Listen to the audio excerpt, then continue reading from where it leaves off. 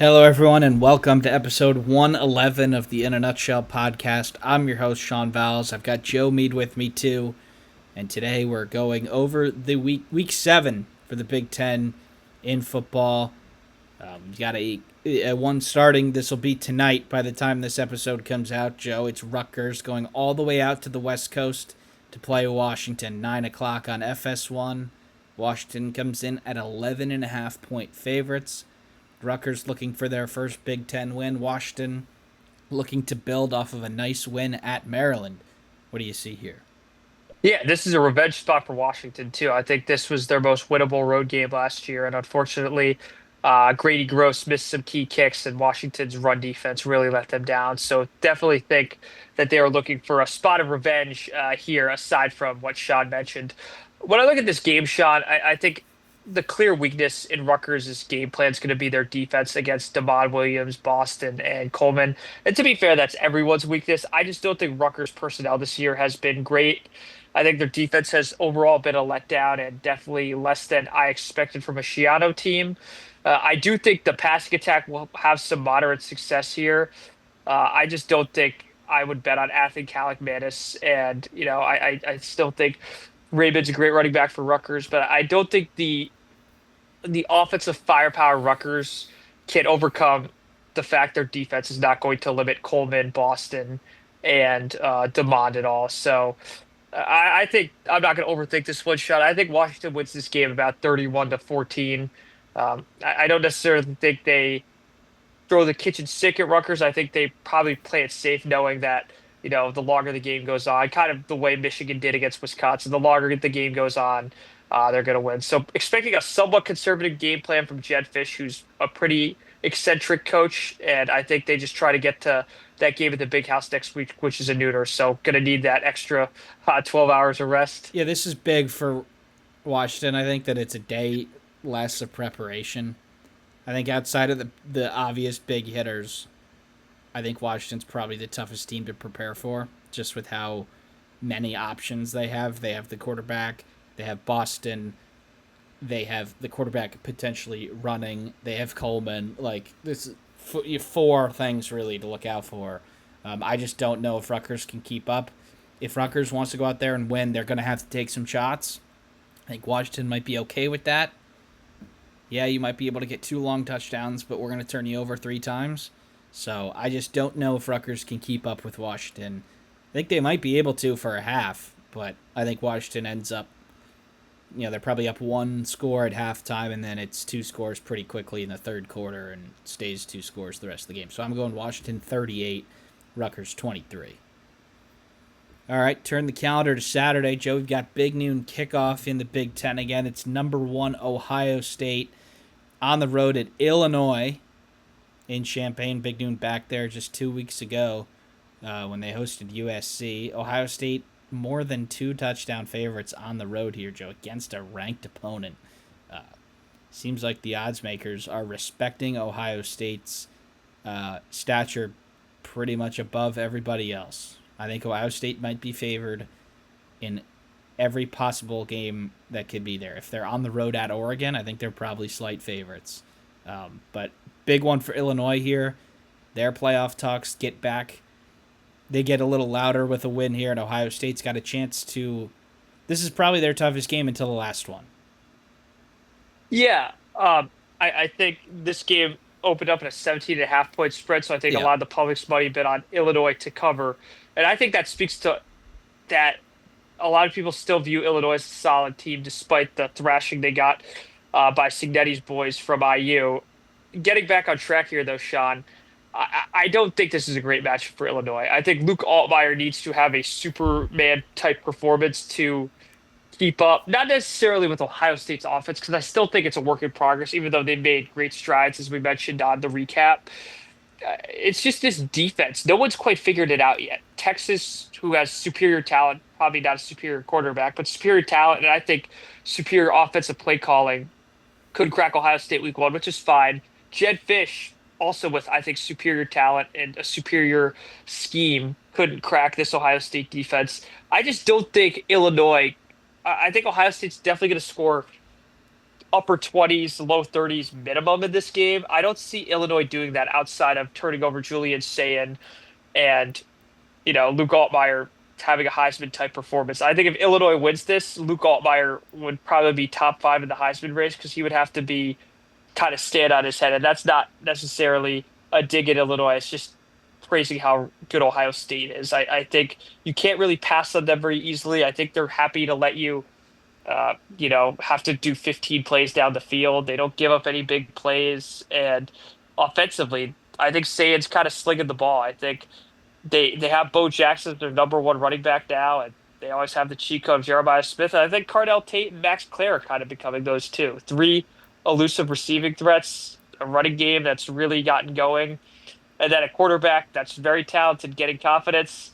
Ryan Day play calling. Give me Ohio State to win this game, Sean, 34 to 14. The way Illinois what they have got to put themselves ahead early and make Ohio State uncomfortable. The Buckeyes have not played from behind yet. This is just their second road game. The Washington one, as you said, they have not been uncomfortable once this year. They were always winning against Texas, even though they weren't up by, they're up by one score and then two scores and then one. They were never going to lose that game, and they were never going to lose to Washington. So, the way that you win is you jump out to a 10-0 lead. You make them uncomfortable enough to maybe force it a little too much and get a turnover, and then you sort of hold on from there. I just don't know if Ohio State will do that. People look at their scores and be like, oh, you only scored 24 here. Oh, you only scored this many there. They were chewing the clock and not running as many plays as these other teams for whatever reason. And if you had watched the entire game, not just the highlights, but this Ohio State offensive machine is methodical. They haven't struggled at all, despite not scoring a lot of points. So I just don't know if Illinois has sort of a perfect game across the board here, which they need just to be in the game. And I think it might be, it might be one that gets ugly quick. I just think they're such a big juggernaut. I'm going to go 34-10 Ohio State. All right, noon on BTN. Joe, we're up into the glove. UCLA at Michigan State, Spartan Stadium. UCLA coming off of the biggest win in college football in the last decade. That wasn't a playoff game. And Michigan State, who's still looking for their first Big Ten win on paper, still probably their best chance. The Spartans are 7.5-point favorites. This has come down, I think, 13.5 at opened at. So, public is on UCLA here. Joe, not really a better way for UCLA to be coming into this one, and Michigan State might be on the desperate side here. Yeah, I mean, this is a game. It's really similar to last week's in a way. Kind of a program game for Michigan State, and not necessarily if they win. It's definitely if they lose. I was listening to Locked On Spartans. Our friend of the show, Chase Glasser, contributes. This is probably their most important game of the month outside of the Michigan game because of what it signifies. If they lose to a UCLA team that really should be winless, but that's 1-4 nonetheless, in a game where UCLA is playing at 9 a.m. That's an extremely horrible look for the program. I think Michigan State fans are guilty of doing the Signetti year two, Michigan State year two. I think that's a ridiculous argument because you could extrapolate that to Nebraska, to really any program. You could also do that to Michigan too. Outside of that, though, Sean, I think Jonathan Smith has to prove that he can just take care of business in this game. Yep. They're not going to be favorites in their following two games at Indiana or versus Michigan.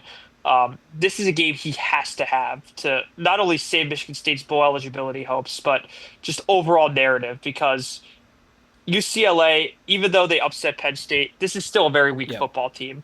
This is a game where Nico is going to have to be Superman to outduel Aiden Childs, Nick Marsh, and Mekhi Frazier. So I look at this game, Sean. Michigan State just has to shut the door early. Yep. I think this game is dangerous if they follow the Penn State recipe, which is allow UCLA to get an early lead, and kind of what UCLA did last year too when they upset Nebraska. Don't give them any openings at the beginning. If UCLA has an opening, I think Michigan State's in serious trouble. I just don't really see that happening here, Sean. It's one where like Michigan State has to win. When you're a team in the middle of the pack of any sport, really, it's the games you're supposed to win that need more. Like they just do. You want to get to where you want to get. You're probably not going to pull off more than like one big upset win. So they're obviously favorites in this one. And Joe, this might be the last time that they're favorites this year.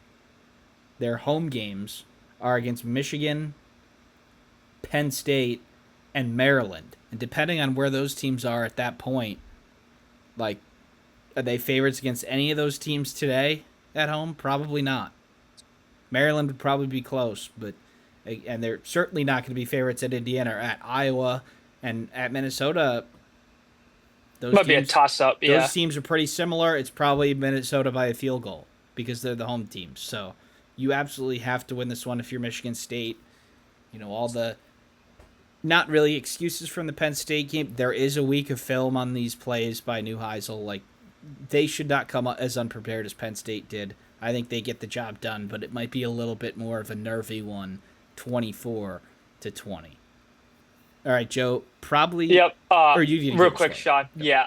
I think Michigan State wins this game. I think the offense clicks again. I think Aiden Childs kind of does what Drew Aller did in the second half and tears apart the secondary. Give me Michigan State to win 35-16. All right, Joe. College game day. Going out to Oregon this week as the Indiana Hoosiers go out to play Dante Moore and the Ducks. 3:30 p.m. on CBS. Oregon, 7.5-point favorites right now. This has come down from about 11. Big game here that will really open up, will essentially stamp a spot for the winner in the college football playoff, while the loser will still have a pretty good chance to make it themselves. Yeah, probably more of a conference title. Yeah, who's going to play Ohio State? Yeah, who's going to play an Indy kind of game? I really think Indiana's better prepped for this game. I think the equivalent of this game was when they went to Columbus last year. Yeah. I think they're better prepped. I think the only problem is you got to make the trip further west. But a guy like Signetti, I'm not really as worried about that. I think the one sample size you have is when they traveled to UCLA last year, and that's kind of a wash, to be completely real with you, Sean. We're up by 14 within 2 minutes, and that was never a game. It was a Friday. If that was... Yeah. Yeah. Yeah, so I look at this. I think Indiana will be very well prepped. I think Mendoza is going to have to make a lot of plays in this game. It's that simple. I think what Oregon did really well in the whiteout was they forced Drew Aller into really difficult decisions. I think Dan Lanning's defenses do that. I think you could definitely succeed, and a guy like Mendoza, I bet will succeed enough in this game to keep it competitive. I just don't know if they can overcome just the crowd, and I think Dante Moore has been been the top five of the Heisman for a reason. I think he's a playmaker, and I think the Oregon offensive line in this one will be the best Indiana plays all year. So definitely don't think Indiana can afford to start this game slow. I think the way Indiana wins is kind of what we were saying for Illinois. You got to jump on them early, take the crowd out of the game, establish the run, and I think Elijah Surratt's going to have to make a lot of plays in this game because they will be in their fair share at Third and Mars with a loud crowd. Overall, Sean, I'm going to let you go because this is your team. I think there's too many ifs for Indiana, and I think they're a very good team. I just think Oregon with the home field advantage, the more dynamic playmakers, and I think the better defense. Give me the Ducks to win this game 27-18. I think it's going to be like a weird score, 27-18 or 19. I think this is a little bit different from the Ohio State game last year. Going into that one, I think Indiana still needed to prove that they belonged in the college football playoff. I don't know if they have to go into damage control here if they're going to lose this game. Like, Ohio State could have won that game by 30 last year, and I don't know what it ended up being, 21 or something like that, but I don't think Indiana's going to go in with that sort of, okay, safe, don't take any chances style like they did against Ohio State and Notre Dame in the playoff. Like, if they lose this game 40-10, Joe, I don't know if that really changes much for their outlook on their season. And I think it's who's going to be second in the Big Ten. Obviously, the team that Oregon beat in double overtime is sort of out of that conversation right now, but I think these are two of the top three teams in the league. The Oregon defensive line can be a problem, but Indiana I think did work enough quick stuff at Iowa to have a couple of options. Obviously, they've got a good run game between Hemby and their other running backs, and they abandoned the RPO game against Iowa and just went straight to quick passes. I don't know if they'll have time for the RPOs, especially when they're silent counting, which they're going to do this week. But they've got to come ready to play at the beginning, and they've got to have an entire game performance. Is it possible? It's certainly possible. I mean, Indiana could win this game. I just don't know if they have sort of a minute 1 to minute 60 effort to beat this team on the road. I think Oregon probably wins. I don't think this is these are two teams that are incredibly different. I'm going to go Oregon 31, Indiana 24. But Joe, a piece of trivia. There is one Big Ten team that has won at Oregon, ever. And that is the 2004 Indiana Hoosiers. So, Wow. if it happened once, maybe it could happen again. Obviously, no Big Ten team won there last year.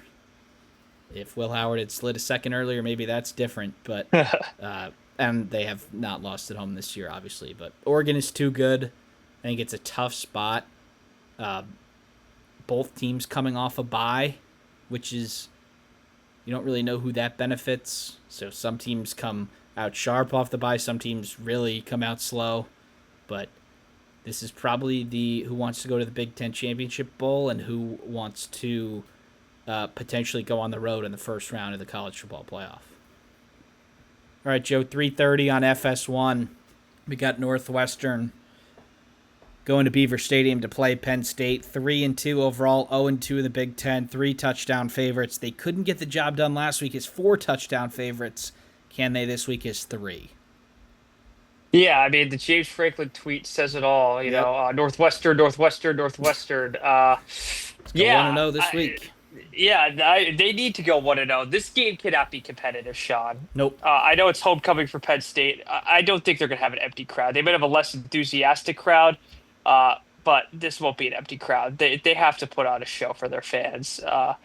And it's not necessarily to restore faith that they'll make the college football playoff or really contend.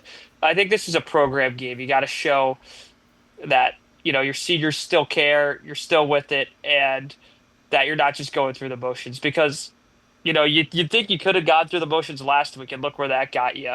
So I think Penn State needs to have a fire lit under them, the fire that certainly wasn't lit last week until the third quarter, and come out with probably a 3-score victory right around where the line is. I think if Preston Stone passes for over 250 yards, Penn State could be in some trouble. I still think talent-wise, there's no reason Penn State should win this game relatively comfortably. Give me the Nittany Lions to win 34-13. Yep, I've got 37-10. I just don't know if Northwestern's offense is like anywhere near as good as UCLA's last week, if that makes sense. And Penn State, they're going to come out hungry. Like, they're going to win this game by a billion, and everybody be like, all right, well, it's just Northwestern. But this is just a really bad spot to be for Northwestern. Like, not that they would have much chance anyway, but 3:30 kick. It's not a noon kick. There's no way Penn State comes out slow. I think the only reason the crowd will be empty is because the game will be over at halftime. I will say, Sean, if Penn State loses this game, this season is I think it's already off the rails. Yeah. I think this is ending up in a different continent if they lose this game. Yeah, they would have to, UCLA's performance last week. If Penn State plays like they did last week, they probably win this game. Mm-hmm. We gave a lot of credit to UCLA. They were a dynamic offense. Northwestern does not have that. No. So there would have to be some turnovers from Penn State, maybe a punt return or something for them to lose this game. I just don't think it happens. Penn State needs a statement, and I think they'll get it. I think they are up. Maybe cover the spread in the first, maybe just a little bit after the first quarter. This is going to be one where the fans are hungry, and they're going to need it. All right, Joe, 3:30 on BTN. Nebraska heads out east to play Maryland. Both teams 4-1, both teams 1-1. Nebraska comes over just under a touchdown, -6.5. Big one for where the season goes for both these teams. Yeah, these are both teams. I think, Maryland definitely exceeded expectations. Nebraska probably where you expected. I think a lot of people projected them to drop the Michigan game, and they did, and take care of business elsewhere. Nebraska's about a touchdown favorite in this game. I think that's about right. Yeah. I do think their offensive line has to show up. The last two performances against the Mitten State teams were simply unacceptable. Del Rey only getting sacked 7 times and 5 times will not yield to great things down the line. I think against Maryland, you could somewhat get away with an okay performance. They certainly don't have the pass rush acumen of Michigan or even Michigan State, who does have a Jordan Hall, Alex Van Summer to press over the middle. Do I think that Maryland could pass on Nebraska? I really Yep.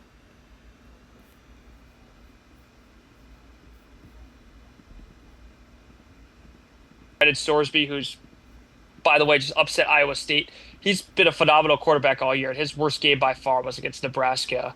Kind of same with Michigan's Bryce Underwood. I think in that game he made a lot of nice throws, but he was forced to be conservative, and I don't think it's in Maryland's nature to necessarily be conservative and win this game. I think the key here is if Emmett Johnson can get establish some sort of a ground game for the Huskers, I think they could take over and win relatively comfortably. I think probably the truth is in the middle. They establish some ground game, the offensive line holds up enough, and then they just contain big plays and force Maryland into one or two turnovers. Give me the Huskers to win this game, Sean. Uh, Give me the Huskers about 28.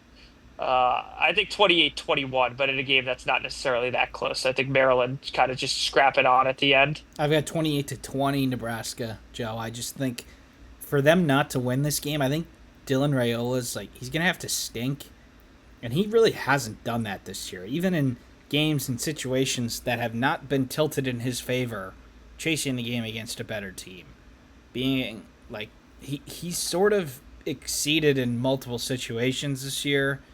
Even when his team has had to chase the game, say Maryland's up 10-0 at the end of the first quarter, the crowd's into it.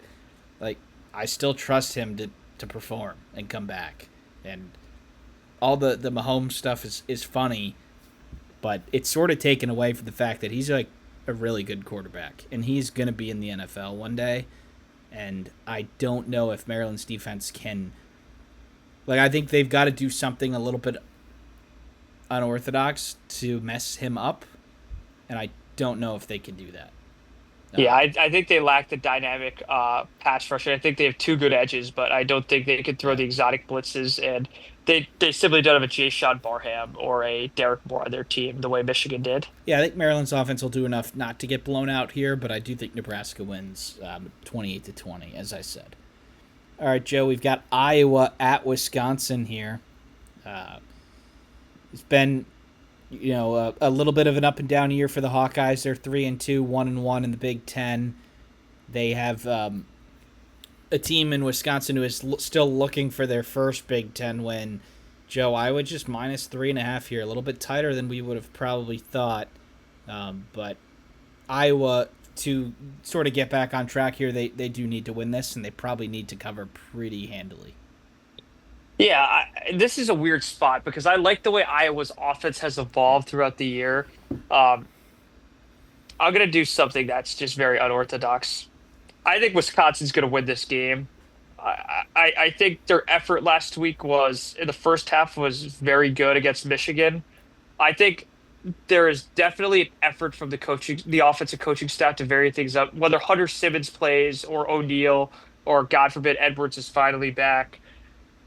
I think they're willing to pull enough tricks out of their pocket, and I don't think Iowa's passing attack is going to be great enough to necessarily outscore Wisconsin, believe it or not, Sean. I think this is a typical ugly, ugly Big Ten West game. I think Iowa's rundown is going to be shut down by Wisconsin's pretty stout rush defense. And I do think Iowa is going to commit one too many turnovers, and Wisconsin probably gets a much, much needed and probably maybe a season-defining win. Give me the Wisconsin Badgers to win this game, Sean, 16-13. I think this Wow. is a Big Ten West of old game for I, for whatever reason. I think Iowa has taken a little bit of a step over the years where, like, this is going to be one of the few games where they don't want to make it ugly because they will probably win if it's a clean game with some points. Um, their offense has probably looked better than the amount of points they've been putting up this year. They still almost got 300 total yards against Indiana. It's just a couple of turnovers did them in. They rarely went three and out. Wisconsin's crowd maybe can be the equalizer here. I just don't know if Iowa, like, I think their offense might be good enough to overcome a mistake or two, which is the first time that we've said that in the years that we've done this. But I think Gronowski is dynamic. He can throw the ball. Moulton is getting involved in the run game. He was a little banged up early on in the year. I think Iowa wins this game, or the margin might not be as big as it might feel. Like they'll be in control the whole way, but at the end they'll only be up by 13 or something like that. So I'm going to go Iowa 23, Wisconsin 10. All right, Joe, 2 games left. You've got your Michigan Wolverines going out west to the Los Angeles Memorial Coliseum to play Lincoln Riley and USC. Both teams 4-1 overall. USC 2-1 in the Big Ten. Michigan 2-0. USC slight favorites right now at -2.5. Interesting one going down here. This is a fascinating game, Sean, and I hate to narrow every Michigan game that's going to be close down to a science, but I'm going to do it because my science is correct. Michigan in this game cannot play USC's game. Quite simply, you will not outscore USC. I think Michigan's pass rush is pretty good, though. I'm a bit discouraged that Nebraska's O-lines looked very shaky in their follow-up game against Michigan State, whose pass rush is not, let's face it, not very good. So if Michigan can't get pressure on Jaden Maeva and he has all day to throw, it's going to be a long, long afternoon. You could look at the criticism that that USC hasn't played a great defense and that the best D they played was Michigan State's. I really don't care. This offense is good. Jaden Maeva, Makai Lemon, Jacoby Lane. This offense, Wayman Jordan, this offense is a big problem. Even for an Ohio State, who's the best team in the country, they would not have an easy time defending this defense. That doesn't mean they wouldn't succeed. I mean, defending this offense. That doesn't mean they wouldn't succeed. I just find it hard pressed to think Michigan's gonna get out of this game, like with a victory, scoring less than 30 points. I think it's gonna come down to, can Michigan get the lead at any point? If Michigan gets the lead with the ball, I really believe they can run through USC. Not like the 75-yard bombs Haynes been hitting, but I think they could do the steady, like 7 to 8 minute drives and really kill clock in this game. That's what Michigan wanted to do last year. They didn't have the offensive capabilities to do it and needed the last second TD to. I think here's the 3 keys to the game. I'm going to narrow it down. Whoever scores first is going to establish in game state the other team without question. Number 2, I think the turnovers in this game is going to be huge. I think you give USC a short field, you got big problems. And conversely, USC needs drives in this game. They can't allow Michigan to just kill clock. Number 3, I think it's going to come down to, can Michigan receivers catch the ball, quite simply. Underwood's been on the money. He's run very well. I think Underwood, no matter what, win or lose, I think Underwood will run very well. I think Michigan's rushing attack will be a presence, but will be enough of a presence where receivers are left wide open, or are they going to have to make difficult catches, something they haven't done all year. Those are the 3 keys to the game, Sean. Before I give my prediction, I want to give the floor to you because I rambled. USC coming off a bye. Their last game was that field goal loss against Illinois, where their defense sort of kept them in the game there, which I don't know if that's going to happen again. They won a shootout against Michigan State like we predicted. I think it really does come down to who scores first, and obviously it's easier to play with the lead. I think listeners might be like, well, obviously, but it is such a difference when you have 2 contrasting styles. If USC jumps out to the lead, then Michigan's going to have to push the envelope if they want to win the game. They didn't at Oklahoma. They did not want to win that game, and they didn't push the envelope, and they lost. Don't know if that's going to happen again. Michigan might have to chase it. That's not something they want to do. And if Michigan gets the ball first, runs down the field, takes 7 minutes, and scores, now USC is going to have to probably have their defense on the field for more than they want to the rest of the way, because Michigan's going to be running it and having long drives. So weather's going to be good. I think Michigan is a pretty similar talent level to Illinois, and despite the Fighting Illini needing a field goal at the end to win it, they were the better team in that game by a mile. I think if Michigan doesn't turn it over, I think they'll win this game. I'm going to go Michigan 27, USC 24. Yeah, Sean, I'm going to go the opposite. I think Michigan's defense has been very good all year. I think what I mentioned in the recap video, where their three Power Four opponents thus far have gotten it in the end zone or 5 yards from the end zone. Uh, I think Michigan's defense has showed an incapability to make tackles, their secondary, particularly when it matters, and to cover the middle of the field on third down. I think that's going to be too much. Give me the USC Trojans to win this game, 34-24.